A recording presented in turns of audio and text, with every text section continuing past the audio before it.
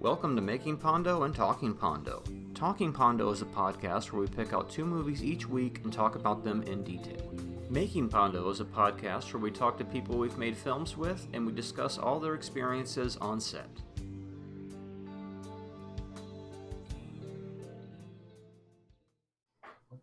All right, Marty, we're back. We're back. Back again. Back for episode 35. 35, penultimate. Yeah. Of the season. When's the end? Is it the next 36, yeah, next 36 week. And next 37, week? We start season 2 with a mystery guest on the Making Pondo format. That's right. But for tonight, or today, or whenever you're listening to this, we have two more movies for you. And they were movies. What movies are they, Marty? They were Nate and Hayes from 1983, and maybe one person knows what that is. And the other movie was Jerry Maguire from 1996, and probably everybody knows what that is. So it's well, according to the number of DVDs that are in your work. Oh yeah, everybody has seen it or has it. So back around 1996, 97, DVDs started coming out, right? And so that was the end of the VHS era. Yep. But right before then, VHS was king. It was kind of at its tops. Yeah. And so every week the new releases would come out and you'd go to the warehouse or whatever popular Blockbuster video rental store place you'd go to. And at that point, it had become common practice for guaranteed rental on the first day. We are guaranteed to have this movie in stock. If we don't have it, you get something else for free. Yes. And so you'd show up and there'd be a whole wall of Titanic. Or you'd show up and there'd be a whole wall of Jerry Maguire, because these were like the big movies at the time. So they got the most videotapes made of them, probably so much it makes the E.T. Atari cartridge puts that to shame. So, I mean, once again, it's funny how James Cameron's like, oh, Steven Spielberg, step aside. I'm going to mass produce and shit. Hold my beer. The landfills have many more Titanic VHS tapes in them than E.T. cartridges. So since I work at a, well, let me finish before I get into this part of it. So around, 98, 99, we switched to DVD. And they're not making as many of those videotapes for new releases. So that's why you don't see movies after Titanic and Jerry Maguire that you go into any thrift store and the odds are you're going to find these videotapes. They're so common because of that. And so imagine a world without DVD. Would The Matrix have that many VHS tapes? Woo! And I mean, I know it's on videotape, but it wasn't as mass produced as The Matrix. The Matrix is also one of the big first early mass production DVDs. DVDs had all the cool extras. They gave it out at my work. I worked at AOL at the time. When America Online was bought by Time Warner was like, we're excited to have you on board as an employee, and DVDs are the wave of the future. You can pick 2 out of these 4, and the 4 were The Matrix, Casablanca, Barbed Wire, Titanic, I think. Wow. And one other, and Titanic was a bare bones DVD when it came out. No bonus features. Yeah, that makes sense. And it was non-anamorphic too. They wanted to fit everything into that. Mm-hmm. Was it dual layer or single layer? Because it was single layer, and they wanted every 4.3. Probably a single layer, because they didn't do dual layers till a few years in. I don't think. Because some early players couldn't play them.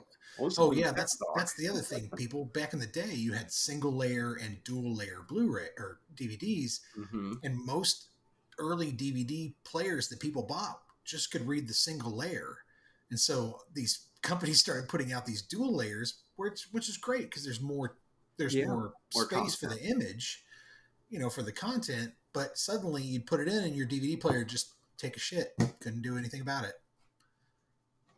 Yeah. Crap. I mean, can you imagine if you'd done that with a VHS player where you're just suddenly like a new VHS tape, you put it in, it's like, sorry, can't play it. Oh, yeah. There was no codecs in a VCR. No codecs and analog. Problems. Yeah. Well, the worst you could do with the only... color guard. I remember was the only thing that ever kind of worked to keep you from copy guard, to keep you from dubbing tapes, and even then, it really didn't work that well. Yeah, Macrovision. There you go. Not to mention, like with the 4K discs that have something like 8 layers or some shit, and then that new technology of that disc that can hold like the history of film. That one's got like 100 layers on it or some shit. It's amazing how the tech of that has just gone and gone. But going all the way back to lowly Jerry Maguire and Titanic on VHS. And Titanic is a 2-tape set, so if you turn it off halfway through, it has a hopeful ending. But Jerry Maguire is all on 1 tape.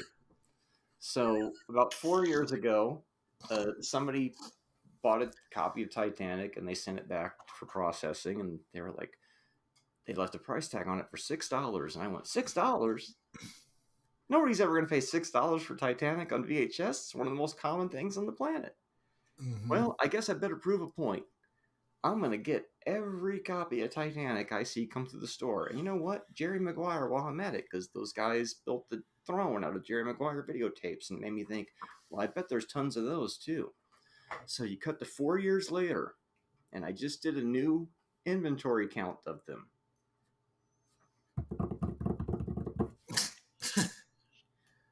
It's a 2-to-1 ratio. But I have exactly 50 copies of Jerry Maguire on VHS. I just acquired one that hasn't been opened. Ooh. For some reason, that one was hard to find unopened, because I guess they were all ex-rentals. Titanic, I have tons of those that aren't opened. I have 95 and a half copies of Titanic. Good Lord. Half? What do you mean? Yeah, there's no tape 2 for one of them. So maybe there's a tape 2 floating around up there that I can reunite with tape 1. And so, yeah, practically a 2-to-1 ratio. It's a pretty funny little display I have at work. Makes me laugh when I see it. And then you look at it so much that you start to think Jerry Maguire must be a bad movie, because look at all these fucking tapes. And then you watch it again and you go, well, wait a minute. There's a reason that this was popular. It's not, I don't think it is a horrible movie. What is Jerry Maguire from 1996 by Cameron Crowe? He previously brought up his movie afterwards, Almost Famous. So, starring Tom Cruise and Renee Zellweger. Mm-hmm. And Cuba Gooding Jr. Yes, it was very good. It's about a sports agent who has a moral epiphany and is fired for expressing it. And he decides to put his new philosophy to the test as an independent agent with the only athlete who stays with him and his former colleague, which is Renee Zellweger. Yep. And yeah, basically, so the storyline is Jerry Maguire is a successful sports agent, the biggest clients, the respect, the beautiful fiance, he has it all. Till one night he questions his purpose, his place in the world, finally comes to terms with what's wrong with his career and his life. He records all of his thoughts into a mission statement and feels he's just turned a whole corner in his life. And he puts out the mission statement to all of his colleagues at work, and they aren't super enthusiastic about it. And he's stripped of his clients and his status with the agency, and then finally fired, and the kid he mentored takes his job. And eventually the only client he has is Cuba Gooding Jr., who's Rod Tidwell is the character. And the only person who believes in him is Dorothy Boyd, who's played by Renee Zellweger. And now he's got this impossible task of sort of rebuilding what he once had. And that's kind of basically the movie.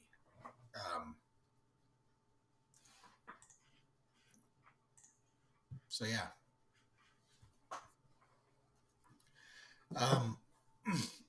My first note on this movie is it was put out by TriStar. And so my first note on this movie is I remember when TriStar or the Orion logo meant I might actually enjoy the movie. Like there were those logos. Those production companies made several good movies that I really enjoyed. This is during the time period when a guy named Jay Moore had a career. Oh yeah. Yeah, and yeah, I'm glad that's over with. That's cool. It's another one of those movies where it's like, oh yeah, where would Entourage be without this? Where would Ballers be without this? That's short. Yeah, that's true. Yeah, because that's Jerry Maguire, the TV show. Yeah, that's true. That's true. Yeah, I like the copy boy is Jerry Cantrell. That's pretty Oh great. yeah, blink and you'll miss it. Break and you miss it. Yep, yep, And yep. speaking of grunge, underneath the bridge, the tarp has sprung a leak, and the animals I've trapped have all become my pets, and I'm living off of grass and the drippings from the ceiling, but it's okay to eat fish because they don't have any feelings.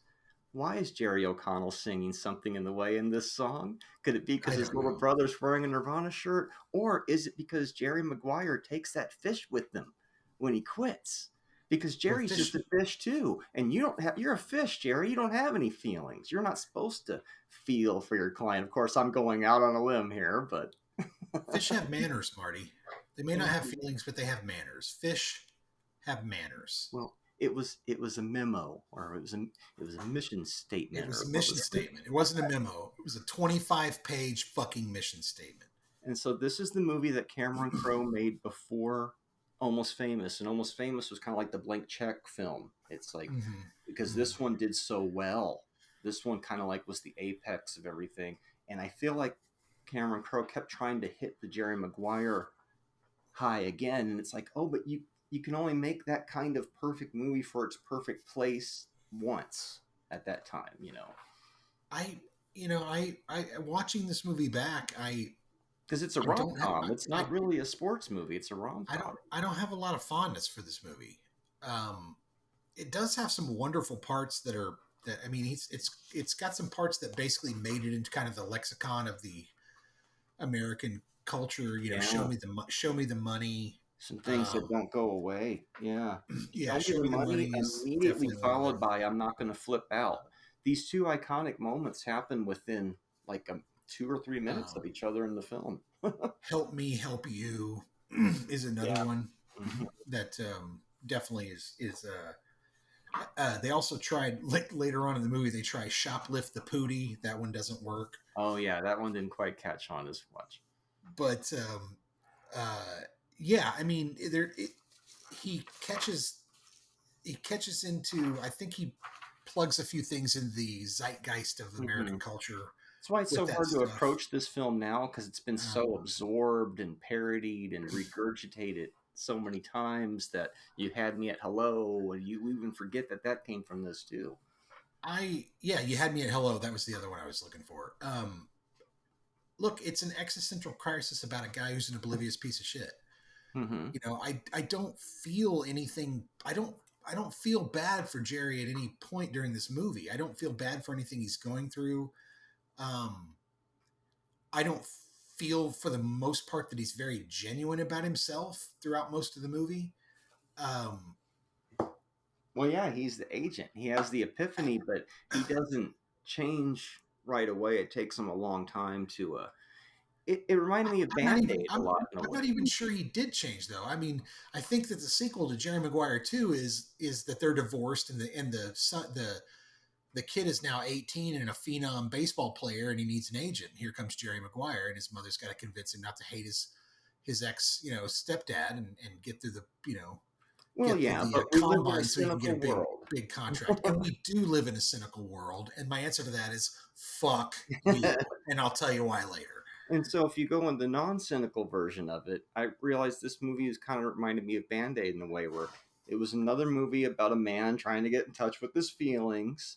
But Jerry's conflict is his job demands he puts up perpetual walls, and so that's kind of what his memo was about in the beginning of it. It's like if you look at them as real people, obviously there's a lot of problems there. But if you look at them from a kind of just like a rom com aspect. I think that's why this movie probably appeals not just to men, but probably to women as well, because it has a larger relationship issues parts in it and things that I felt rang pretty true. I don't know. And again, I don't, and maybe it's the lack of this. Maybe there should have been something more in the script about it to make me feel like I just didn't really feel a lot of sympathy for Jerry, right? Like, I don't feel a lot of sympathy for people who make a fuckload of money and then suddenly realize that, oh, they had to give up pieces of themselves to make a fuckload of money. Yeah, bro, that's how it works. Oh, I thought you were You know what supposed I to mean? feel sympathy for Renee Zellweger's character. I I never do. Oh, thought you I totally do feel Jerry, sympathy for because her. I Jerry's just totally. Jerry's he's the sports agent. He Right, almost but he's the dude we're kind of watching go through the crisis, yeah. right? Like, Well, it's like Out of Africa in a way, right? He keeps leaving. You always have to go out on the road over and over. Can't you come here? And then, but in this one, he actually, when it's all over, he does go back home, which is more fairy tale, I know. But no. I'm fine with that part of it. There's a storytelling angle. It's just, I guess my biggest problem was that I just don't connect with his character. Like, I don't, like, well, yeah, yeah. I don't know if he's supposed to be the one you are supposed to connect with. I thought right, she's okay. supposed to be the. Yeah, It's like our second movie. I think both of these movies are told from the woman's point of view. oh, okay. I mean, he's so front and Like center. He's so front and center in the movie. Like, I'm looking for, most movies you look for a character to identify with, and we'll talk about that with Nate and Hayes. But you look for a character to kind of identify and follow with, or at least, that's leading the picture. And I feel like he's leading the picture, but I'm not feeling very bad for him. I mean, I will say that, like, if you get fired by Jay Moore, like, boy, your career is really fucking falling into the toilet. That's a bad moment right there in your life. Like, you're gonna have to live with that shit forever. But he just seems to be, and for a guy who's so smart in business, the idea of, like, I'm having this existential crisis and I'm going to write a 25-page thesis about it. I'm going to hand it off to 100 people I work with, is like, how can you be so short-sighted or have so many blinders on? And I mean, the walls came down for of course the walls come down pretty quickly on him, right? But, like, dude, you've got to know that that's going to have a bad impact. And I'll say this: when he wakes up, he calls and he goes, yeah, that thing that gets destroyed. Oh yeah, it's fine. Like, he realizes he's fucked up at that point, right? Yeah. And I guess maybe it's the alcohol, right? Because he does have drinks and food the night before while he's writing it, right? Yeah. Oh, fuck, Eric Stoltz fucking sighting in this movie. It's not show friends, Marty, it's show business. Right? And that's what I'm kind of saying, is, like, you either buy into that or you don't. And if you don't, get the fuck out of there. Well, that's what happens. He knew it, but he couldn't get out of his own way to get there until the end, because being the sports agent by its very nature means you can't be a feeling person. But he does eventually show them in the end he figures it out, yeah. Where it's like, you have to go through all this shit to he gets that moment when that kid tells him to fuck off, right? And he knows he's doing something wrong. He doesn't know all of it yet. He has to go through all this trials and tribulations till he finally gets to that point where, why can't we have what they have? The other athlete sees him and Cuba Gooding Jr., Tom Cruise, all celebrating and hugging. Jay Moore tries to hug him. Get the fuck out of me. Yeah. I think that when that kid flipped him, if it would have been a completely different movie if 20 minutes in, when that kid flipped Jerry Maguire off, Jerry Maguire had pulled a Gregory Hines and scared, and just flipped him right back off and gotten into his car and gone home to have sex with Kelly Preston and not even worried about it. It stays the same. Yeah. The nice thing is like, as soon as he starts talking to Dorothy, and the kid and Ray comes up and he starts swinging with them, and they automatically go into it. Like, he automatically has this connection with the kid, and he's good with them. And that's one of the things, like, she's like, why do I even like this guy? And then it's like, well, one of the main reasons is, look how fucking good he is with the kid and how hard that is to find. But of course, if they're not connecting as well, right? It's like, that's not connection. That's the conflict. But that's what I thought made it for kind of the interesting story. At least, you get, and she's gonna move away to get her better job, and then they do that stupid thing where it's like, and they got married real quick, and it's like, so I take it you didn't have the talk, or what? Well, that's another way to go about doing it. Cuba Gooding Jr. tells him that. And I also like when he finally, Cuba Gooding Jr. in his last game at the end, when he gets knocked out, and everybody thinks he's all fucked up, and he's like, no, just let me enjoy this, And then he finally gets up and realizes he becomes the entertainer that he said he wasn't, and all this shit. And then it all starts to click for him too, and that's when you go, that's why he won the Oscar for this movie, because I think anyway he did win the Oscar for this one, right?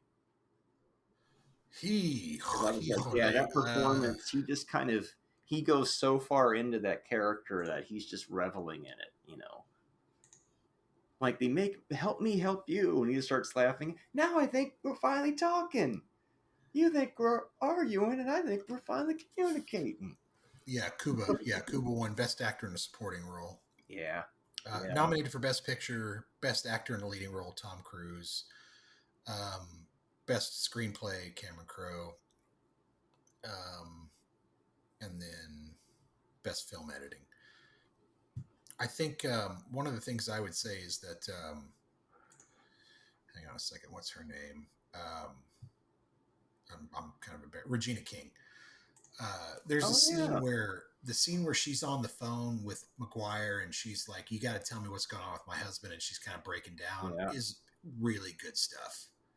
Like she really nails that. Mm-hmm. Like it's really tough to hear her sort of wailing about that guy and telling Jerry like none of this works without that man. So you got to tell me what the hell's going on. Yeah. And I thought that was really pretty moving. The film has some great moments. It's a good script, but for me, it's just missing something. And I had a hard time putting my thumb on what it was. It's not perfect. I don't know its pacing is weird too. Yeah. Its pacing is very weird. I mean, you're an hour and 15 in, and before you kind of figure out you're in the middle of a rom-com. It takes a long time to get to the rom-com, the serious rom-com elements, not just the flirting, but like the actual mechanics of like the whole thing. And it wants to make a statement about business or representation and treating an artist like a commodity, but at the same time, it kind of shies away from it. What it's really about is about this relationship aspect and being a hard ass at work and not being a hard ass at home, or this, you know. Yeah, it's an early example of a toxic masculinity, I guess you could say, in a way. It seems to play some basic tropes. There's a scene where he's talking to her on the front porch and he goes, "I won't violate you again like that." And then 15 seconds later, they're making out. Where you're just like, dude, make up your mind. I'm glad you bring this up because when I watched this last time a few years ago, the whole thing's an HR nightmare. Well, I thought, hell yeah. I've only seen the movie like maybe 3 times. First time I saw it, didn't really make much of an impression back when it was new. On those guaranteed rental days, probably watched one of those tapes. And then watching it a few years ago thinking, oh yeah, and he even points it out like, oh, I'm fucking, what's the word? The bird? Yeah, the word is the bird, actually. Bird is the word, dude. Stop for a second here. And I go, oh, I'm harassing you right now, you know, after he accidentally gropes her while he's drunk. And you think, oh, shit, it makes your character seem, you know. Right. Which, that's what I'm saying. The next day he's on the front porch going, I'll never do that to you again. And then 15 seconds later, they're already going in. But this time around, I watched it. And knowing all that and then watching their cues and going, oh, it's okay because they're both wanting this to happen, and she can't show that she wants it to happen because she's working for him until they finally both realize, yeah, we should go inside. And then it's like, yeah, we're, you know, but now I realize it's like, oh, they're trying to tiptoe around. They don't want to offend each other, but they're both completely into each other. Like really into each other. That's why all that shit on the porch is happening, and she's allowing it and wanting it to happen because, wow, these two really got it for each other pretty bad, it seems like. I didn't realize that the last time I watched it. I thought it was more like, ew, what's going on here? And it's like, oh no, they're incredibly connected. That's why they can't get away from each other. I mean, it looks like he's straight up kind of going downtown on her on that porch scene where you're just like, bro, what the fuck are you doing? You're on the front porch. What are you doing? That's well, maybe we understand why women like this movie. Um, So, well, he's shoplifting the pootie, Marty, and yeah, it's not well, see, good. he did You bring that up can't later shoplift the too. The pootie, movie's Marty. very aware of what's going on with all that. One of the things I liked later was, I think it's earlier when they're on their date and he's going off about his ex, and she's like, "Let's just not tell our sad stories." And then she kind of shifts everything, and it's like, oh, that's nice, because a lot of the times it would lean into and go into Yeah, the tropey argument or yeah, whatever, and it's more of a realistic, like, no, we're going to redirect. You're in here now. We're here with this. You're not in the old thing. And I'm like, oh, sure. that's nice. Whenever there's like those true Cameron's a great writer. I mean, relationships. there's no doubt about it. He's got some really nice moments in this for Mhm. sure. So it's like between Um, this Band Aid and Out of Africa, it's this interesting rom com trilogy we've kind of created about men trying to get in touch with their feelings, kind of. so I feel like the rom com is a bit of a red herring. To me, it's not a rom com. It's a redemption story about a guy who's realized that his life has been in the pursuit of money instead of in the pursuit of something else, right? Well, Like, yeah, yeah. you know, so he's pursued money and he's realized that when he got to the end of it, he stepped on a fuckload of people. He's got really nothing but a vacuous girlfriend to show for it who really doesn't give a shit about him, just gives a shit about Hmm. his cock and his money and his success. And apologies for the C word. Um, Word explicit. but I don't feel bad for Jerry. Like that's my problem is I don't feel bad for him. Okay, you sold out. You're on top of the world, and I'm supposed to feel bad for you because suddenly you've realized that it's not you don't have what everyone else has, and you want what everyone else like. I don't know. It's the part of the movie that I really struggled with, where I'm just like, I don't feel bad for you, dude. Like, I just don't feel bad for you, the guy who has everything and then realizes, oh, I'd be better off if I was maybe down with the poor people. And I watched this movie, The Landlord, Oh, a couple weeks ago, and I think it may have shaped. I think it may have shaped my feeling on this because it was probably one of the most fucked up movies I've seen in a long time, and I'm going to bring it up eventually. But Hal Ashby's first directorial effort, and yeah, well, I didn't see any reason to feel bad for Jerry. what you just said there reminded me of the plot of Sullivan's Travels. Mm-hmm. But I feel bad. But I actually have some sort of emotional connection to Sullivan that I don't have with Jerry, and I Right, don't know why right. that is. Well, because And, Tom and Cruise has those fucking. He's the ultimate fucking non-emotion guy, right? yeah, yeah, I guess. I mean, It's hard to look, watch a Tom Cruise movie and really feel. What's a Tom Cruise movie where you really feel for him? I mean, I guess Maverick's pretty good with that, but a lot of the time he usually plays that arrogant, yeah, Magnolia Rain Man type guy, yeah, where it's like you don't. But in this time, they're trying to make you feel sympathy for that. But what I got more was like, well, I'm getting more. I care more about the characters that have to deal with him and are around him. I care mm-hmm, about what's going to mm-hmm. happen to Cuba Gooding Jr. and Renee For Zellweger sure. and Oh, stuff. for sure. Is Yeah, Jerry going to get his shit together enough to yeah, where everybody yeah. else is Mm-hmm. going to be happy? Yeah. I quite. I mean, I have no problem with Kuba winning the Oscar this year for that. I thought he was fantastic. I thought, like you said, the joy with that joy in the game that he finds later Yeah. on, and the turning point where he's, let me enjoy it, and he's got the crowd in his hands, and and he's on that Roy Firestone show. He's like, I'm not Yep. going to cry, and they're like, you just got a $12 million contract, and he just They starts showed him the money while he crying, was on that show. Yeah. yeah, crying and calling everybody out. It's fantastic. It's Hmm. so good. Um, Those are the moments why this thing was such a hit, I think, because yeah, there it's was a not a weird perfect home run, but there's some moments where it's like, yeah, there was a weird kind of segue scene where they cut to the locker rooms. It was after Rod had a game and it wasn't a very good one, so he's sitting there not getting interviewed, and he's watching hmm, another player get interviewed, and it's a female reporter, and yeah. she's asking him a question, and she drops the microphone and then has to bend down and pick it up, and of course it's right next to his Yeah, junk, played for and laughs and as I'm you just would like, 30 years ago, but yeah, and it's like, oh, all really? the things that have happened since then, and all that being addressed, and Well, I mean, just like, dude, put a towel on, bro. Like, even if I'm a male reporter, I don't want to ask you a question with your dick hanging out. well, Like, what the maybe they fuck were is trying to that? make a comment on that shit really going on, Maybe maybe I don't know. I don't know. But it was just like, because they certainly didn't make that dude, what up. the Yeah, fuck? Um, the movie's early Ari Spears was nice. Oh That's yeah. playing Cuba's brother in the movie. That was Mm-hmm. really nice. Good to see. Constantly touring comedy clubs still. Yep. Um, again, that scene with Regina King where she's delivering the scene where he's injured during the Monday Night Football game is to me it's the scene of the movie more than We Live in a Cynical World or Oh yeah, Help You Had Me at Hello or any of that other stuff. Her just intense concern for her husband on the field. And like when they cut to like she starts beating on his brother because he's like, I told you he wasn't built for the NFL. And she's like, get the fuck out of my house. Get out of my house. Just wailing on him. And you've lived with these characters for so long at this point that you really they've built it up properly enough by then. Mm-hmm.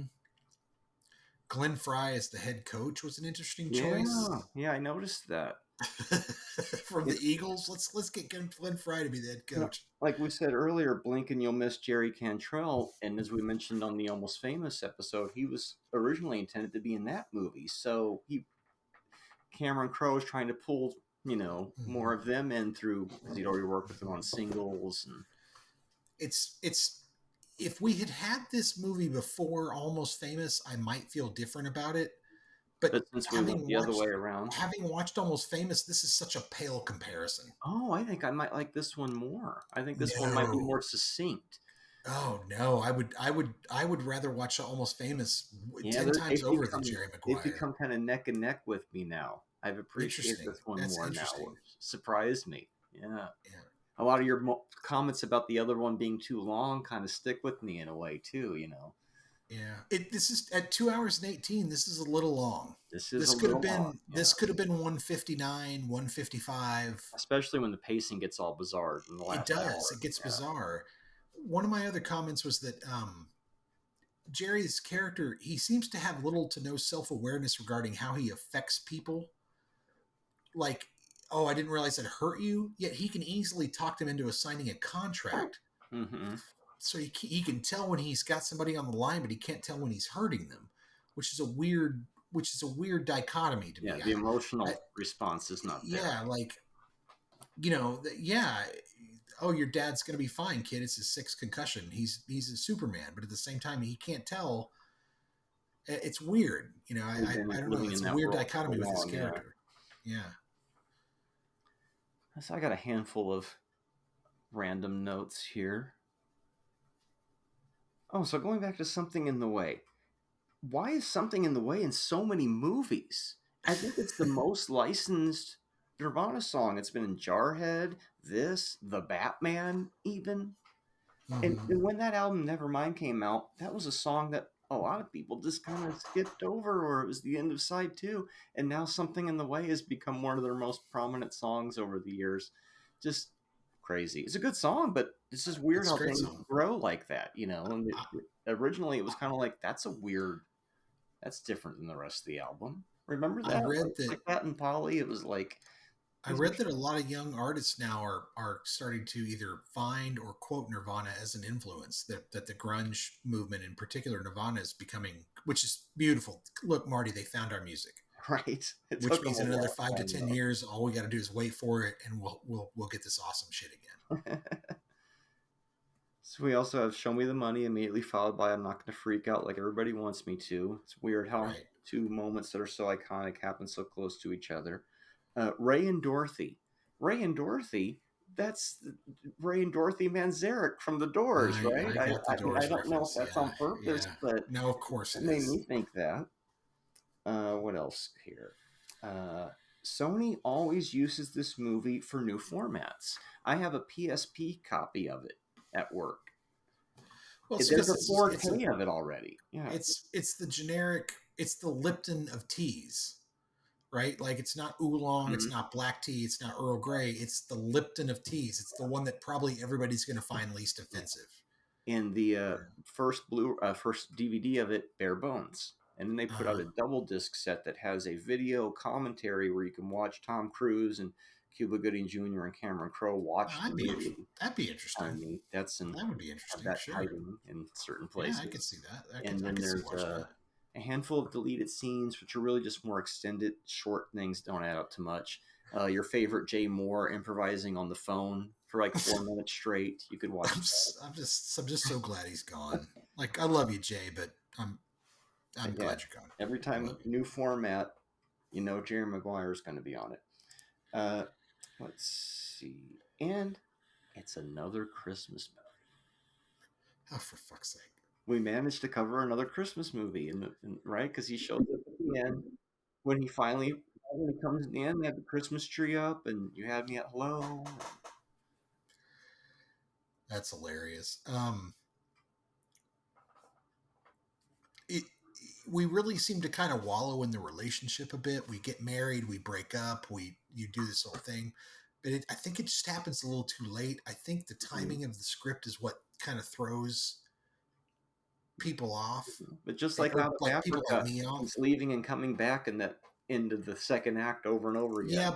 Yeah, but he shows up a lot earlier in the film, and that romance starts pretty quickly as opposed to this, which is a little bit later, and maybe that's what similarities. No, but I'm just talking about the way that the timing of the script is a little. I'm just trying to figure out what's off about it, because it's odd. The more I watch it, the more a well-made movie makes sense to me. But it's just weird until I get a grasp of it, because they're trying to cram so much in. Mm-hmm. And yeah, I know what you mean. It feels like it's going to be about a sports agent, and then it turns into a relationship thing, and then it's all this back and forth and wrap it all up. Right. While trying to give you this weird. It's almost like you said, Sullivan's Travels. It's almost trying to give you well, hey, comedy's what even the poor people can handle. This movie's trying to give you this ethical morality tale at the end of it in a weird way. Mm-hmm. And yeah, it's strange. I really liked Renee Zellweger in it. I thought she was great. I think she's a fantastic actress. I don't think she gets mentioned enough.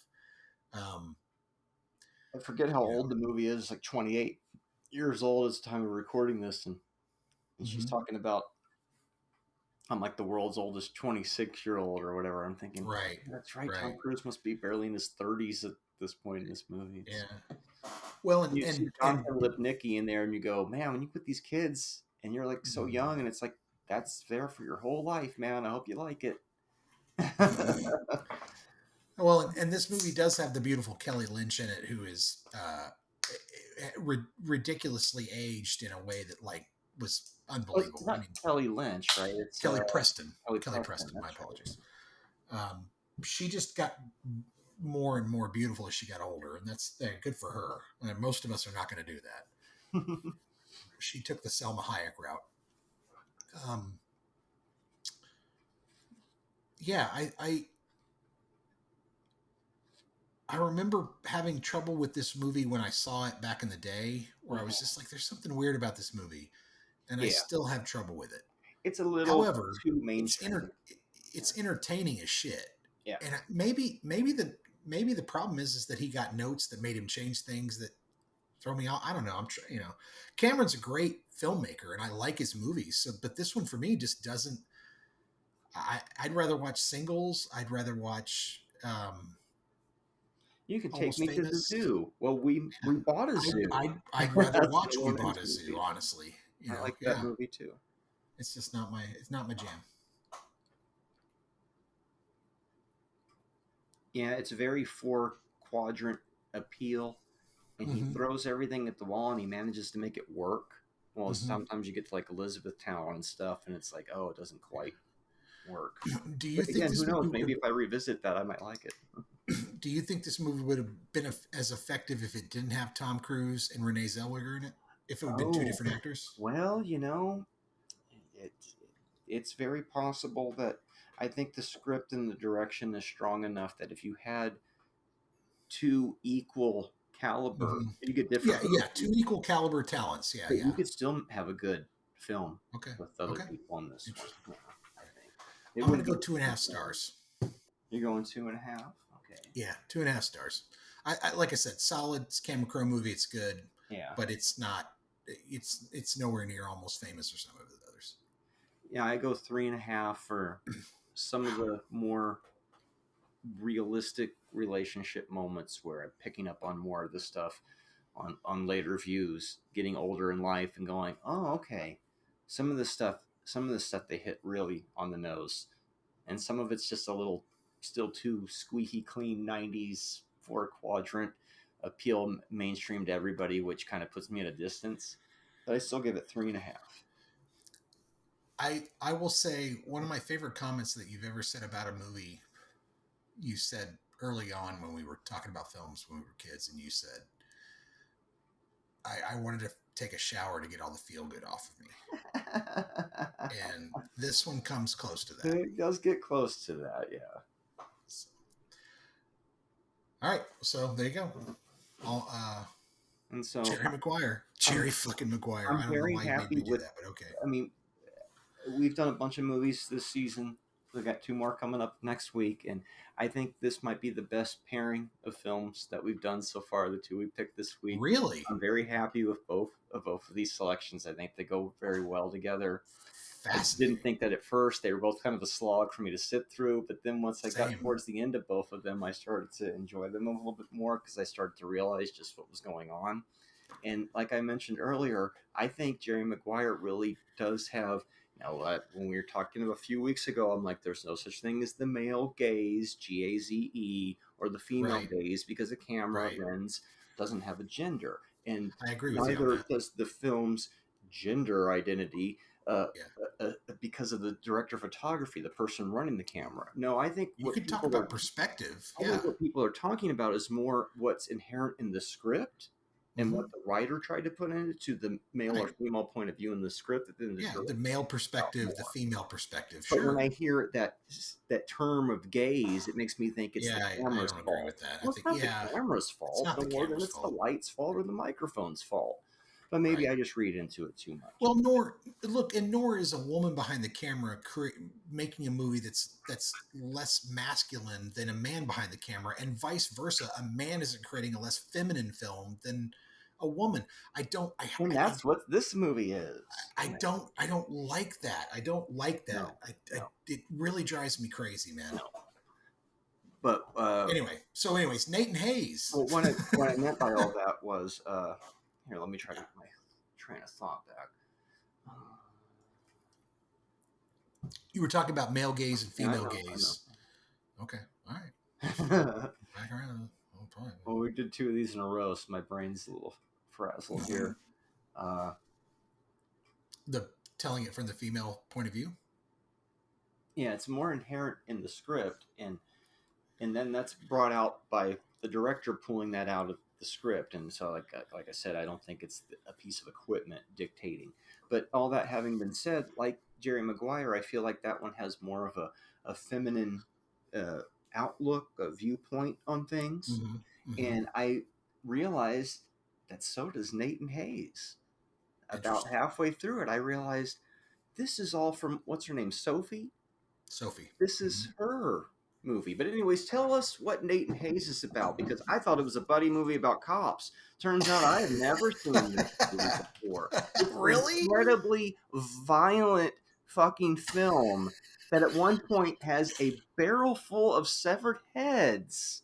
And it's rated PG. It's rated PG, guys. God. And I think it's because it was made by, it's a little aside first, it was made by Paramount, quietly dumped out in 83 without any kind of publicity. And I think the ratings board went, oh, Pirate High Seas PG. Because if they paid attention. Oh my God, that makes me so. First off, there's no nudity in the movie at all. Oh no, it's which, and I point that out because in 83, you would have had nudity in a movie like this and gotten a PG rating. It's not Perils of Gwendolyn, but yet it does share some things in common. So you asked me what the movie's about. All right, so here's the storyline. It's the late 19th century in the South Pacific. Bully Hayes considers himself a pirate with morals and standards, and while he has never flown the Skull and Crossbones, he has dealt in illegal trade, albeit never having swindled or killed anyone. Yeah, he benefits off of it, though. Yeah, it is after one of these trading missions. Benicio Last Jedi character. Right. It's after one of these trading missions with a native tribe gone wrong that he's arrested by an old friend for attempting to sell arms. Awaiting his fate in a dank prison, he tells his lawyer how he came to be in this situation. Yeah. So most of the movie's told in a backstory. Yeah, it's Capaloo, people.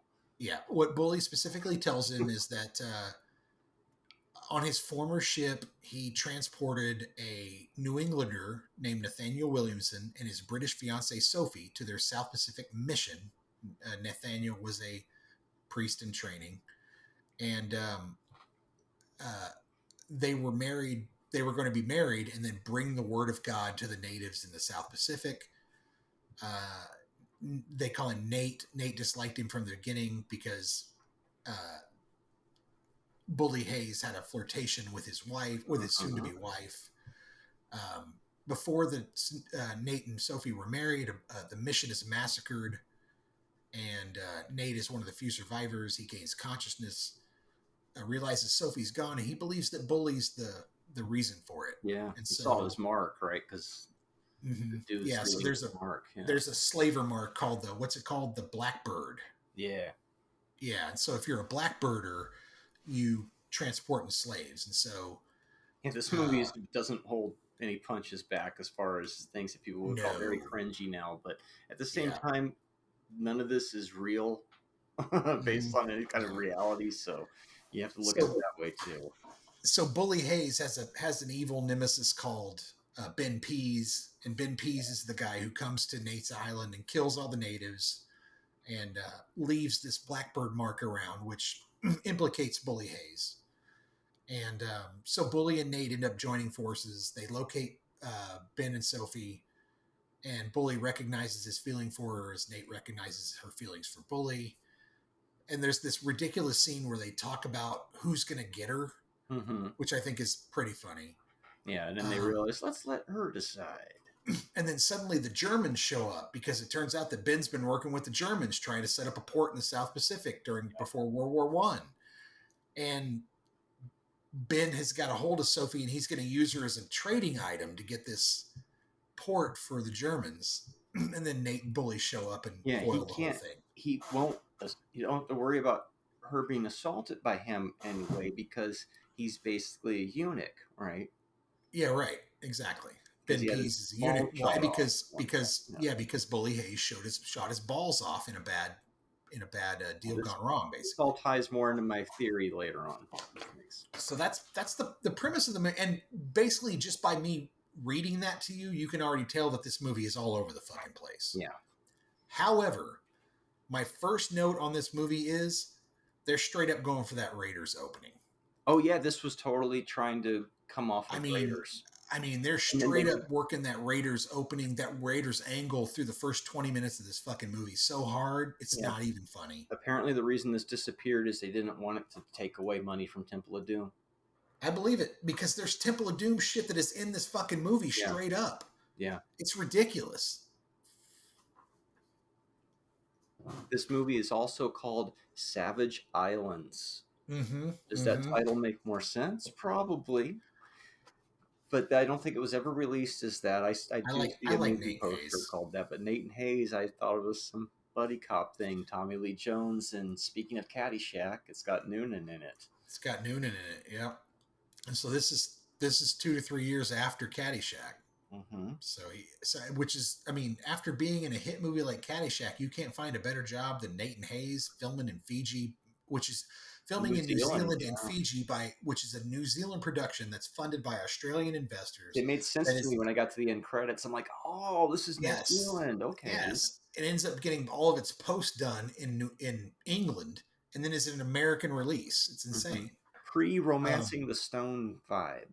Total, but it has that same kind of weird vibe to it. Yeah. That falling bridge where he's running from the girl and he cuts the bridge. That's straight out of Temple of Doom, man.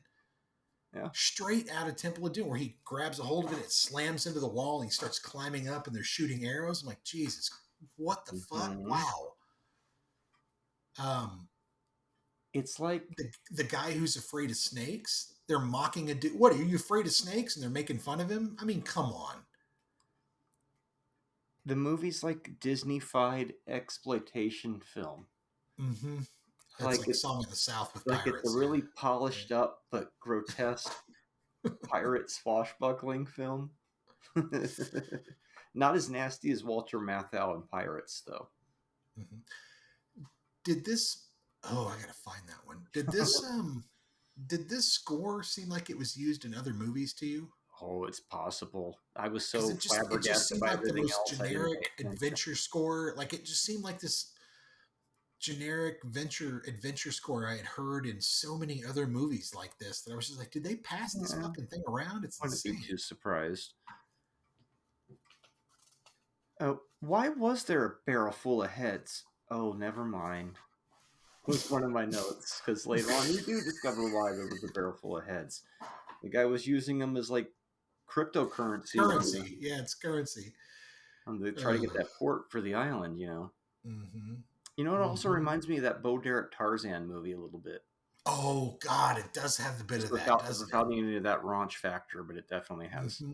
some of that That going on. that damn dude. Speaking of which, I have a note here about that when they finally arrive to the island and they're they're crating her down to Oh the yeah, perfect sand and timing.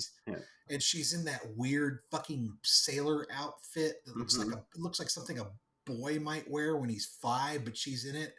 Like that felt very Tarzan, Mm-hmm. Lord of the Apes to me. Where it's like, what the fuck is this? Yeah. That's weird. At no time is Sophie ever really in any danger because Sophie can take care of herself. The, she's got the eunuch that captured her, so he's no threat, right? This is why it makes me feel like this is like a feminine kind of adventure film, kind of a little bit of a role play kink thing going on with that. And so when the first guy comes That's in a to try to be an fascinating take. aggressor, what happens? They hear the screaming. They come in. She's got the chain around dude's neck. Like, oh, he ain't fuck with me. I'm gonna kill this motherfucker. And then so when they're trying to sacrifice her, and it's like a cereal or something, and they show up at right at the. It's like, Yeah, oh, bully. And then she's like, "Oh, Nathaniel." It's like, yes, you get both. you You get don't both. ever have Yeah, to now pick you get. sides because you get Uh, both guys through yeah, the rest that's of the true. whole movie. And so it's her little fantasy. She gets to help fight. She's always smiling and helping beat everybody up. And then at the end, she's just in the boat with the two of them, like, yeah, I got both my guys. And She so literally it's fights a kind of like dude with a life preserver at one point. yeah, it's He's much got a more sword and she's got a yeah, round life preserver and hmm she's fighting him with it. yeah, because it's her sexual fantasy. It's almost like a romance book turned into a movie. Oh, like a heart, Yeah. like a Harlequin romance, Mhm. Jackie That's why Collins type she's of. always in charge and Oh, that's having fantastic. her That's an men interesting. fucking help her Yeah. and yeah, and they Well, they, no they wonder my fight. mom. This was one of my mom's favorite movies. No wonder she liked this movies. And well, of course, you've got Tommy Lee Jones running around bare chested through a lot of it. She And the loved Out of him too. Africa's the same thing. I'm with this Yeah, guy. I want to be with this guy. That's yeah. what this movie is too. It's a weird love triangle, right? I mean, Uh-huh. But they're all it's kind a of happy with each other, or not like a cuck thing. That's yeah, why I yeah. said it's her point of view. Yeah. The movie starts out so strong and it devolves into this weird mess. Oh, the movie's a mess and it's horribly And cringy, but it's and fun. by the way, a girl in a barrel. Where have we seen that before? Raiders of the Lost Ark. Yep. Like it's just they keep stealing. Yeah. The most egregious The PG rating I've ever seen.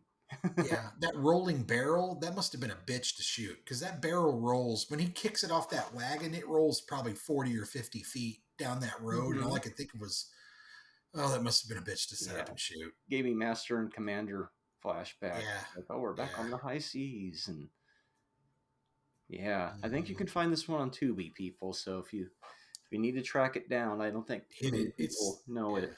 Oh, but let's talk about something that If look, we should have if brought you up. want to see a pirate in the South Seas with a Texas accent, this is your movie. Oh yeah, That's what I'm it's going to Tommy say. Lee Jones is Tommy Lee Jones in the Tommy Lee Jones story. In the Tommy Lee Jones pirate movie As of Peter Tommy Lee Hayes. Jones. Yes. This movie was co-written by John Hughes. No fucking shit. Now, isn't that bizarre?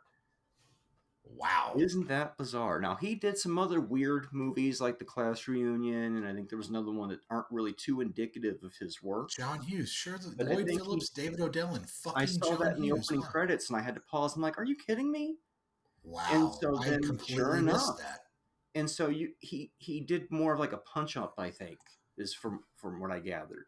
So maybe there might be a little bit of his influence in there, but this is certainly not the Breakfast Club or one of those. Well, and this director has not done Yeah, anything he really. mostly does British television. The director. Yeah, yeah, he's barely done anything Which made else. me And think, is this some kind of British American production? No, New no, it's Zealand. Australian, New Zealand, dude. Yeah. It's weird. It feels a lot longer than an hour and 39 minutes, Yeah, it does. It and was a slog. it definitely tends to drag. Mm-hmm. I'll also say that this kid who's been trained to be a priest his entire life gives into violence pretty quickly, where he's just like, "Yeah, let's kill some people." Mm-hmm. You know, the drunk scene where they argue over who gets, and I put that in quotes, who gets Sophie is mostly just straight pain.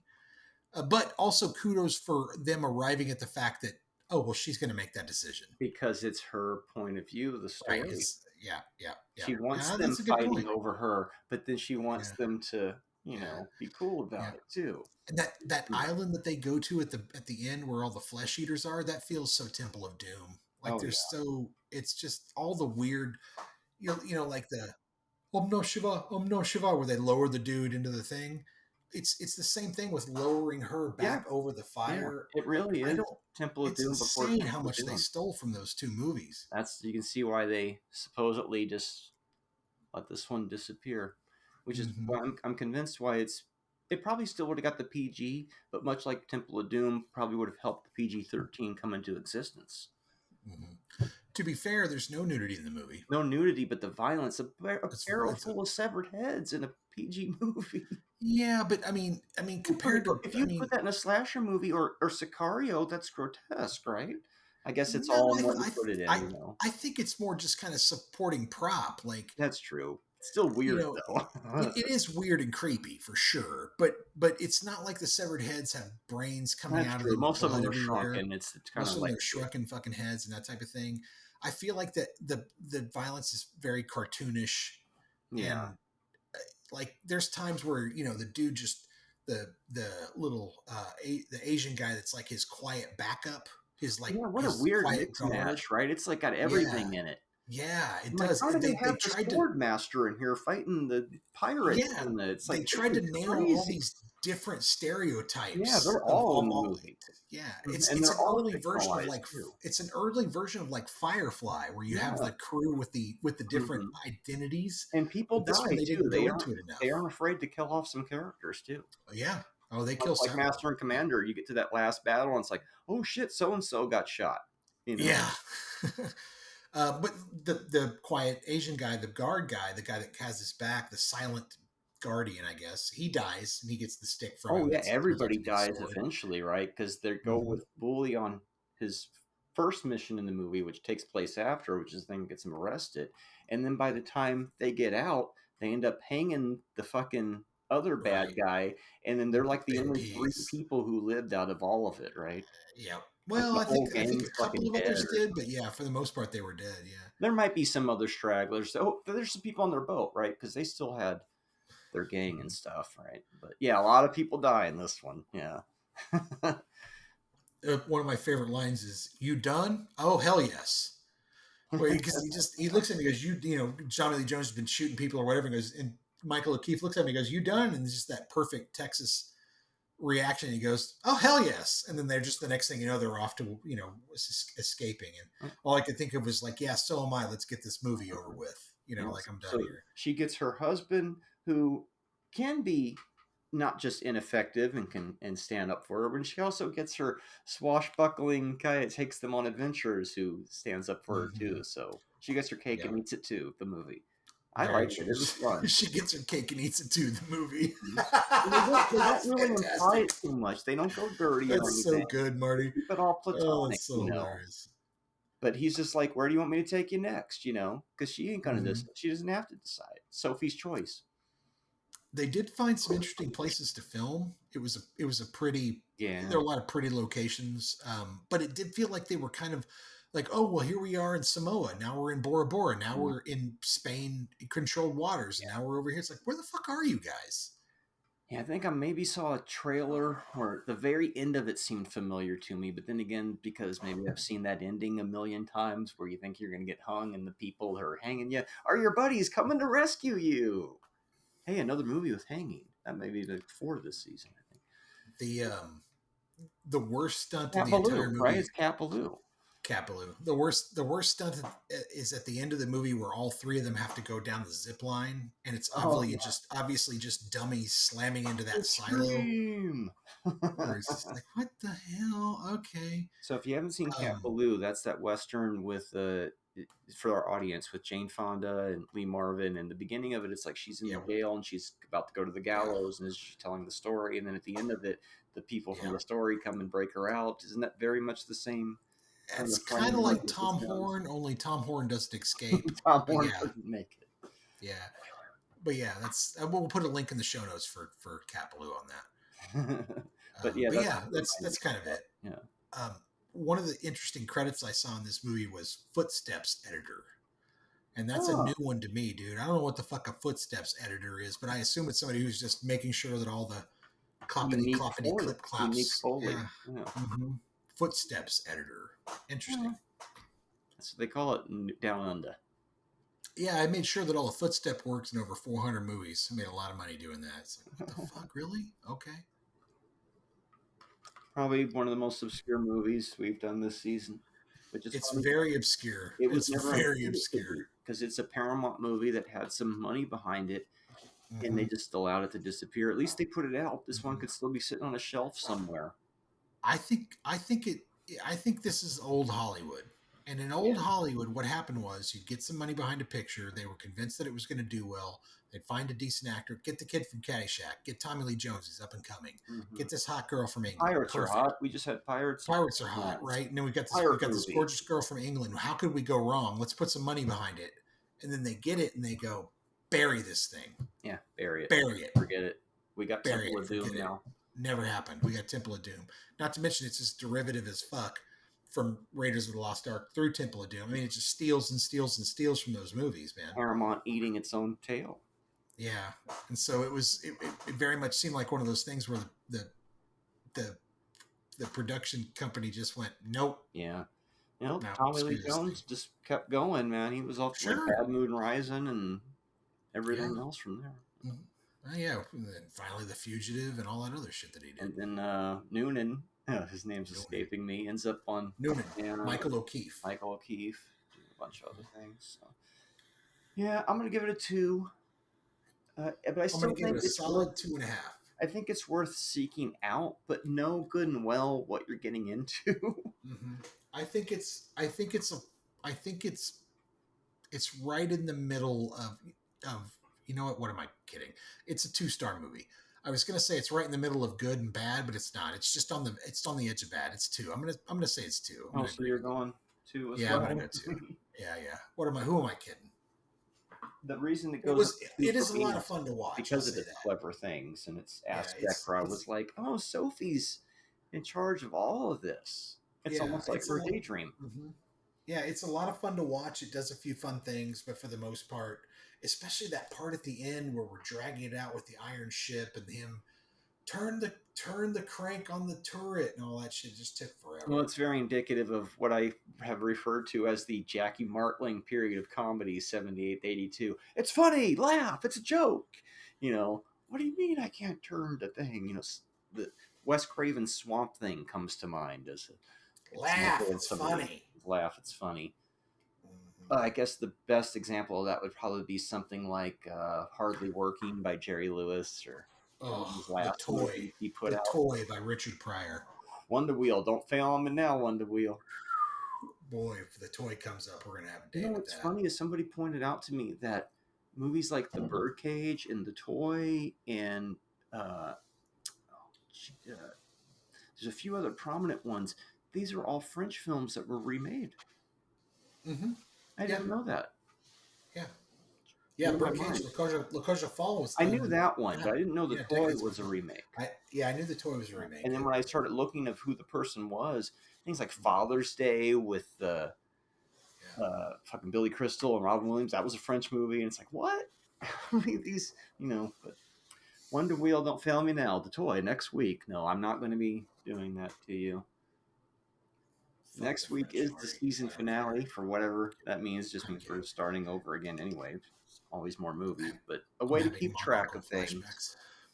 So episode 36 is next week. Unbelievable. Mm-hmm.